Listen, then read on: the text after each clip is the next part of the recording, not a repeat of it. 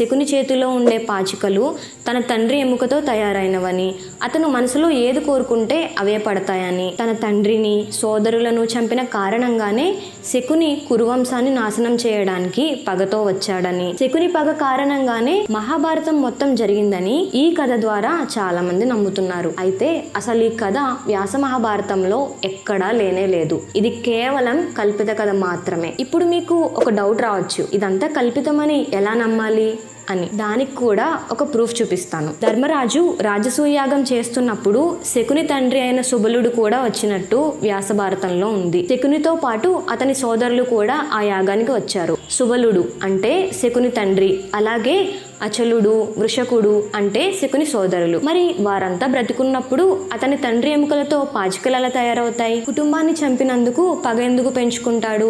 దీన్ని బట్టి మనకి క్లియర్గా అర్థమవుతుంది ఏంటంటే, గాంధారి శాపం, భీష్ముడు శకుని కుటుంబాన్ని బంధించడం, వారంతా చనిపోవడం, ఆ కారణంగా శకుని పగ కురుక్షేత్ర యుద్ధానికి దారితీయడం అన్న విషయాలన్నీ కూడా కల్పిత కథలే.